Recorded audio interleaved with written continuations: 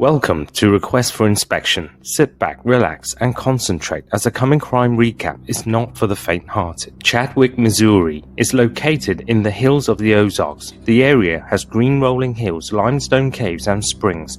Many homes and schools are right at the heart of the Mark Twain National Forest. In the early 1980s, Alice and Gerald Uden moved into the area from Wyoming. Alice was originally from Missouri, and she was happy about the new start. She had not been too lucky in love. Gerald was her fourth husband. She had 5 children, of which only the youngest, a 4-year-old girl called Erica, lived with them. Erica had everything she could ever wish for. Alice and Gerald had started a trucking company shortly after moving to Chadwick. Gerald was hands-on and drove the trucks long distance himself. The company was successful, and they were in a position to send Erica to private school. Alice was Catholic and loved going to church. She spent lots of time in prayer and penance and tried to convince Gerald to go to Catholic church too. Gerald was more hesitant to attend, but he would do anything to keep Alice happy, and after a couple of years, he too was a regular face in the local congregation. Although Gerald was not Erica's biological father, he treated her like she was his own daughter. He was dedicated to giving her a good life. Erica felt her parents' relationship was rock solid. They always supported each other and stood together no matter what. There was a lot of laughter in their home. By 2013, the couple were proud grandparents. Alice was 74 and Gerald 71, but they weren't ready to retire yet. Gerald was still driving his trucks long haul. They were well liked by their neighbors, one of which said, "They're the kind of neighbors you leaned over the fence and talked about your chickens with." From her, she raised chickens. I bought eggs from her. She'd come over. I'd go over there. We'd compare sewing notes per se, because she sewed and I sewed. When police arrested Alice at her home, nobody believed she was actually a criminal. There had to be a mistake. How can this grandmother be guilty of any crime other than overcooking a Sunday roast? Gerald was away on a job at the time, but when he came home, police arrested him too, and not for the same crime. Alice was under arrest for the murder of her third husband in 1974, while Gerald was charged with killing his ex-wife and her 2 sons in 1980. Both committed the crimes while living in Wyoming. In Missouri, the Udens did not seem like they were on the run from the law. They had a normal, peaceful family life. They cooperated when police needed information about their deceased families. But they were masters at keeping their darkest secrets under wraps for more than 30 years. It was July 1974, and Alice Prunty was working as a nurse in the psychiatric unit at a Veterans Administration hospital in Sheridan, Wyoming. Alice was in her 30s and had been married twice before. She had 4 children with her first husband, but they separated. He lived in Illinois, and the children lived with him. Her second husband, Donald Prunty, had died the year before. Their only child, Erica, was only 1 year old when Donald passed away. Soon after starting her new job, Alice met a 25-year-old man called Ron Holtz. Ron had been a helicopter door gunner in Vietnam, but was honorably discharged in 1970 due to various psychiatric problems. He often threatened to commit suicide and needed support. When Alice met him,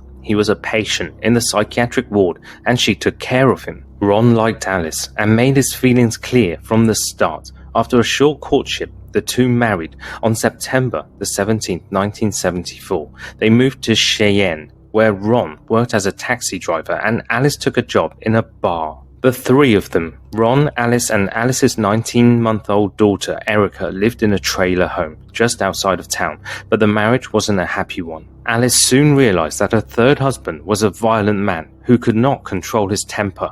He was a mean drunk, and this was not the kind of life Alice wanted for her and Erica. Less than 5 months into their marriage, in February 1975, Alice filed for divorce.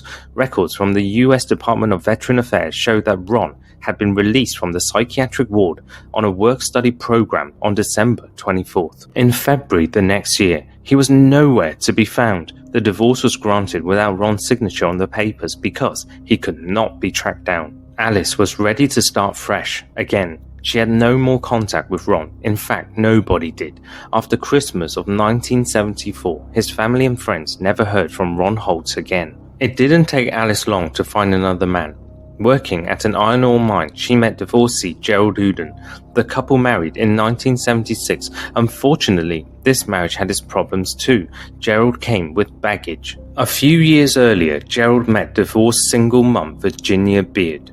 Virginia had inherited a .22 caliber rifle from her grandfather. She needed some money and thought she could sell it. Gerald was the local go-to guy for appraisals and Virginia was referred to him. The rifle wasn't worth much, but the meeting sparked a romance. Virginia worked a couple of jobs and was struggling to make ends meet. Her pride and joy were her two boys, Richard and Reagan. Her ex-husband wasn't cut out for family life, so she couldn't count on him for support in raising their sons. Gerald always wanted to be a dad, so the fact that Virginia had kids did not scare him off. He was well liked all around town, and Virginia felt that he would make the perfect husband and father. Gerald was somewhat of a man's man, knew how to handle guns, and didn't shy away from a hard day's work. He in turn was all too happy to be a father figure to Virginia's boys. He took Richard and Reagan fishing and hunting and loved spending time with them. Before long, Gerald proposed to Virginia, and 3 months later, in July 1974, they were married. To complete the picture, Virginia asked Gerald if he could legally adopt Richard and Reagan. Gerald was only too happy to do so, and the adoption came through on March 28, 1975. Both boys took his name. That is how they became the Happily Family Uden. Gerald was blindsided when only 6 weeks after the adoption was official, Virginia filed for divorce. They split up, but seeing as he had adopted Virginia's sons, he still had joint custody. Soon after his marriage broke up, Gerald met Alice at work. Virginia was not happy about the new love interest in Gerald's life, but Gerald wasn't going to let Virginia ruin his relationship with Alice. Gerald was burning the candle at both ends, trying to start his new life with Alice and her daughter Erica, while still trying to keep his ex-wife Virginia and his adopted children happy. Virginia did not make it easy on Gerald, and Alice hated her for it. Alice encouraged Gerald to stand up to Virginia, but he assured her that everything would settle down in time. One of Alice's friends who worked at the mine with her and Gerald said Alice always complained that Gerald never had any money. The fact that he had to pay child support put enormous financial strain on him, and by implication, on their marriage. Alice couldn't stand the thought of Virginia and the kids in Gerald's life. As time went on, Gerald too turned hostile towards Virginia. He felt that her behavior became intolerable. But they shared custody of two boys, and Gerald and Alice had to accept that Virginia was a part of their lives, like it or not. Gerald asked Virginia, Richard and Reagan if they wanted to go bird hunting and target shooting on Saturday, September 13th. This is something they did occasionally. The boys were excited to go and arranged to meet Gerald on a corner in a pavilion near Gerald's property, about a 40-minute drive from Lander, where Virginia and the boys lived. Gerald reminded Virginia to bring along her .22 rifle. Virginia and the boys borrowed her mum, Claire Martin's station wagon and left her home in Riverton at 1:30 p.m. to go and meet Gerald. It was getting late and Claire was concerned that Virginia and the boys had not returned. Then Gerald arrived at her home and asked her if she perhaps knew where Virginia was. He had been waiting for them, but they never showed up. Claire knew something wasn't right. Virginia was on her way to meet Gerald, and if her plans had changed, she would have let her mother know. Together with Claire, Gerald drove the route Virginia would have taken to Pavilion, but there was no sign of the 1973 Ford Country Squire station wagon. They carried on, driving around Landon looking for Virginia, Richard and Reagan, but couldn't find anything. Virginia's mother, Claire, knew Virginia had to be in some trouble and went to police to report them missing. Police did not get many missing persons cases in the area, and they weren't too concerned at first. After all, Virginia was a 32-year-old adult, and with tension between her and her ex-husband, perhaps she just wanted to get away. Perhaps she wanted to make a new start somewhere else. Claire Martin was furious about this assumption. Virginia had not packed any clothes or belongings for her or the boys. She did not have much money to survive, let alone pack up and start over in a new place with no support, and if that is what she wanted to do, she would definitely have told her mother about it. They were very close, and she would not have taken Claire's grandsons away without at least saying goodbye. With no sign of the mother and sons in the days that followed, and with pressure from Claire Martin, a full-scale search for the missing family was launched. Gerald Uden was questioned at his farm. He was as baffled and confused as investigators were. He had no idea where Virginia and her sons could be. He explained their marital situation to police, making it clear that although he was the adoptive father of Richard and Reagan, there was no love lost between him and Virginia. Police then looked up Virginia's first husband, Jack Beard, the boy's biological father. He confirmed that he didn't have anything to do with his ex-family anymore. He never saw them. Police were able to confirm his alibi for the day the Udens went missing, and they were able to eliminate Jack as a suspect. Sometime after the disappearance, Virginia's mother received a typed letter from her. In the letter, Virginia said that she had to leave suddenly because she was in trouble. There was no time to tell her mum that she was going away, and she apologized if her disappearance had caused her mum to worry. She also said that she was in Illinois with the boys, staying with friends.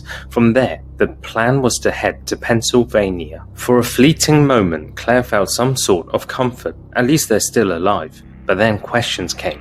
What sort of trouble would Virginia be in to make her flee from her hometown? Claire desperately wanted to believe that the letter was authentic, but she had to accept the fact that someone had sent it as a red herring, someone who wanted her to stop looking for her daughter and grandson. The station wagon had been covered with pine branches so as to conceal it. There was a rag in the gas tank, like someone wanted to blow it up, but there was no sign of anyone attempting to light a fire. In the back of the station wagon was a large amount of blood. In 1980, before DNA testing was the standard, forensic technicians were able to match blood types from a sample to a victim. As they did in this case, the blood in the car was type A, a match to Virginia's blood type. They set up a search of the direct area, but could not find any trace of Virginia. The only question on everyone's mind was, is Virginia injured or dead? And where were the boys? Time went by, and there were no new clues in this frustrating case. Police appealed to the public for any information, but nobody knew anything. Richard and Reagan's photos were printed on milk cartons for years, but it yielded no new leads. Gerald was feeling the pressure from the local community. After the bloodstained car was found, people felt that he was somehow involved in the disappearance. He received threats and went to police to report that someone had wanted him dead. He had received an anonymous letter saying that the writer of the letter knows that he had harmed Virginia and the boys, and that they would take revenge on him. Gerald suspected the letter was from the Wind River tribe, whose reservation bordered his land. He was very concerned for his own safety. Police looked into anyone who could possibly have a reason to get rid of Virginia. There was absolutely no one who would gain by having the Udens gone, no one except for Gerald, who would be free from paying child support. But was that really a strong enough reason to hurt or even kill his ex-wife? Police had no concrete evidence linking Gerald to the case. It was all circumstantial. Even if there had been animosity between him and Virginia, he did seem genuinely concerned about his missing adoptive sons. When Gerald was laid off from work at the steel iron ore mine, he and Alice made the decision to move to Missouri, where Alice originally came from. Police thought it was strange that he would move over 1,000 miles, that's 1,600 kilometers away, while his sons were still missing. But given his work situation and the cloud of suspicion hanging over him in Lander Town, it was perhaps not surprising. Gerald, Alice and Erica set up their new home in Chadwick and managed to live a normal life, away from scrutiny and suspicion. Back in Lander, Claire Martin was getting increasingly anxious for information about her missing daughter and grandsons. She suspected Gerald knew more than he was letting on, but had no way of proving it. The typed letter from Virginia also made her uneasy. Was it possible that Gerald's new wife Alice could have sent it? The letter claimed that Virginia was in Illinois. Was it too far-fetched to think that Alice could have tried to throw Claire off Virginia's trail? Claire was so desperate, she even brought in a psychic from out of state and took her to the scene where Virginia's car was found, but there was no definitive answers either. At this point, the case went cold for 12 long and painful years. Claire and local investigators never gave up, but there was simply no new information that could help them find an answer to the question of what happened to Virginia and the boys. Gerald and Alice were doing well in Missouri. They gave Erica the best home they could. They were supportive and were often seen at school gatherings or at church.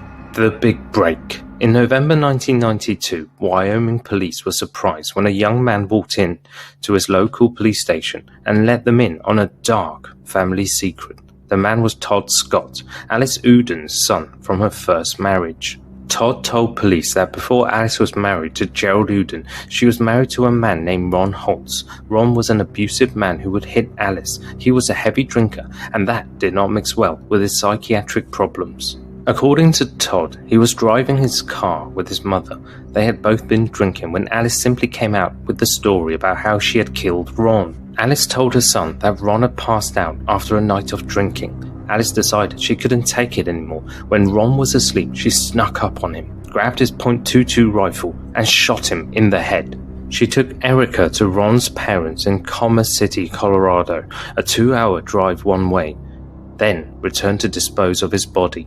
Alice emptied a large 55-gallon or 200-liter cardboard barrel that stored their Christmas decorations and pushed Ron's 175-pound body inside. Then she rolled the barrel onto the porch of their trailer and dropped it into the trunk of her car. Todd said that his mother had told him a friend helped her to get rid of Ron's body in an abandoned gold mine on a ranch between Cheyenne and Laramie.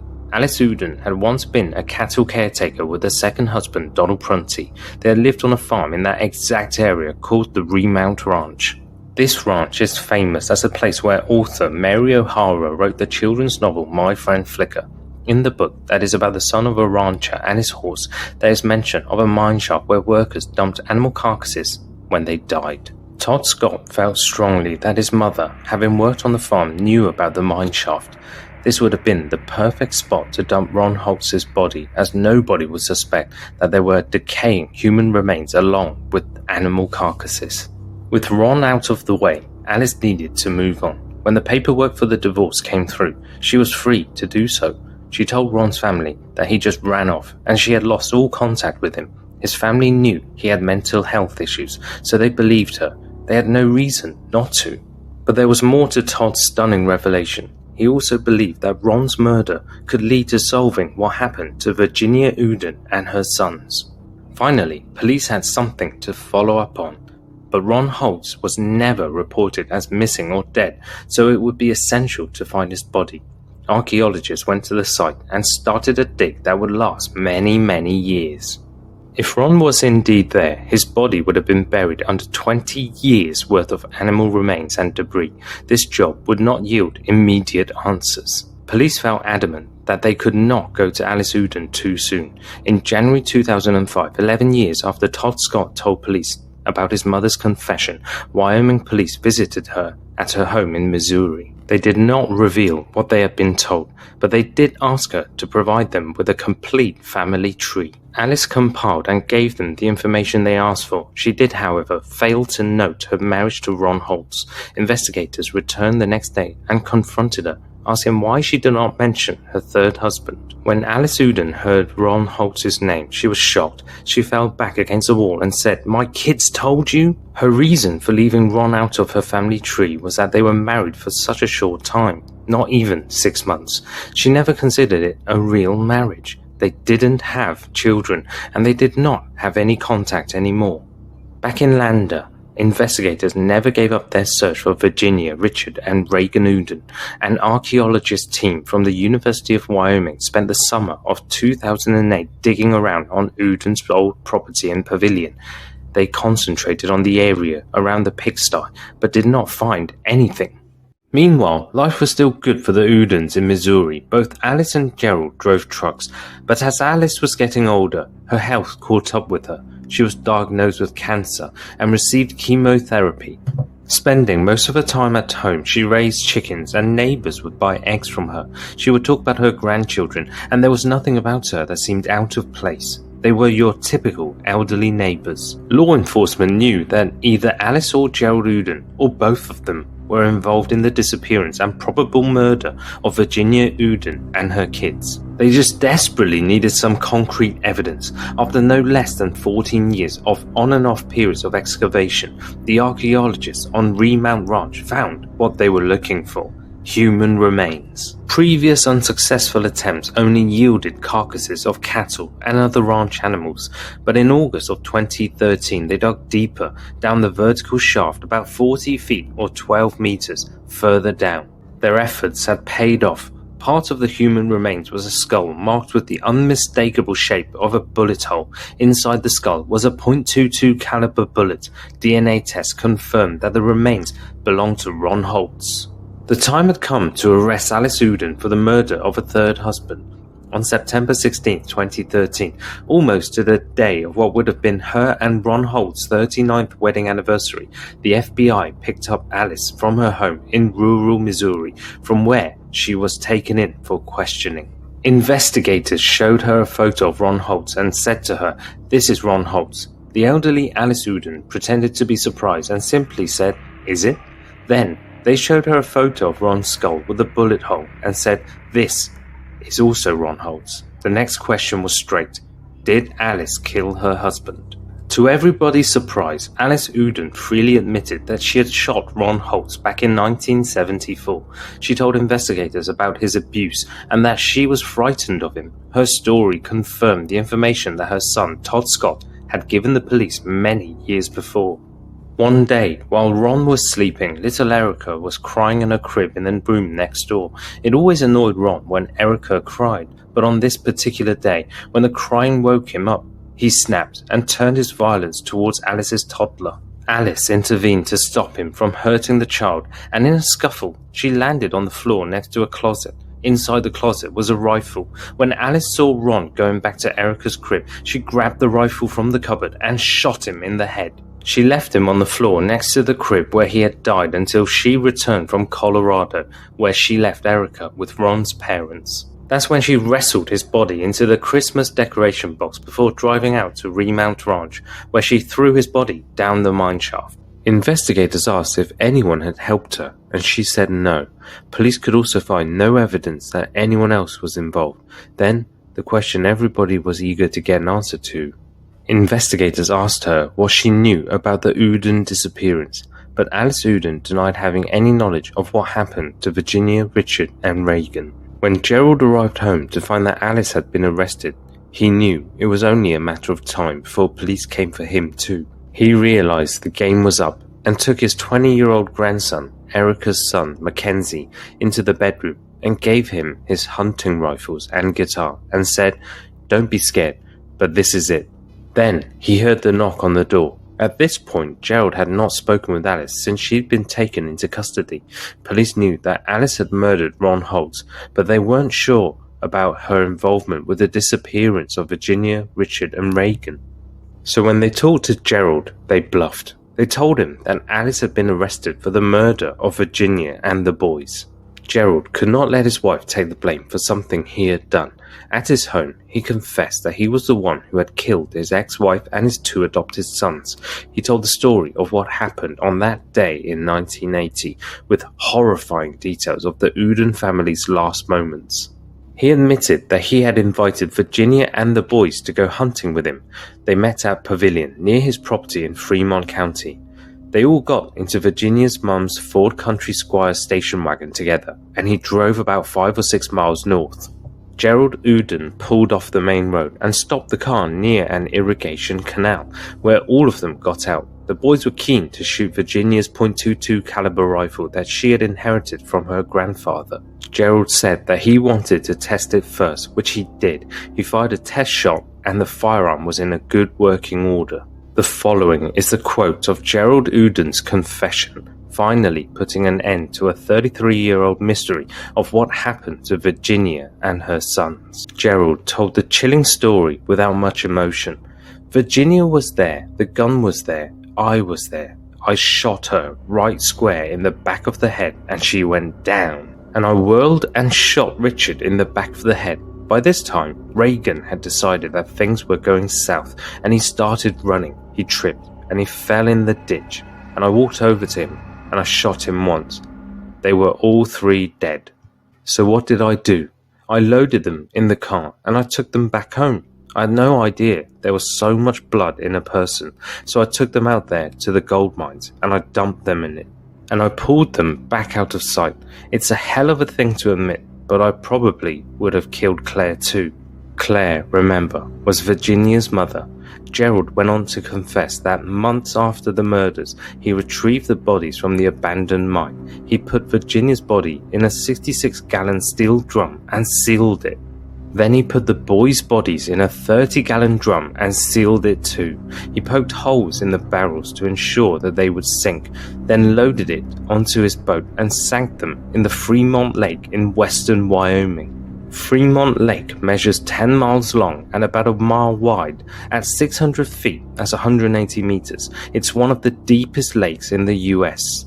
Stunned by Gerald's recount of the heartless crime he had committed over 30 years ago, police placed him under arrest and escorted him out of his Missouri home. Just before he stepped outside, Gerald turned and said to Erica, "God, I am sorry for what I did." Both Gerald and Alice Uden were extradited to Wyoming to stand trial for the crimes they had committed when they were younger. Gerald was the first to stand trial in Lander, Wyoming. He refused to have legal representation and insisted on having a court-appointed attorney.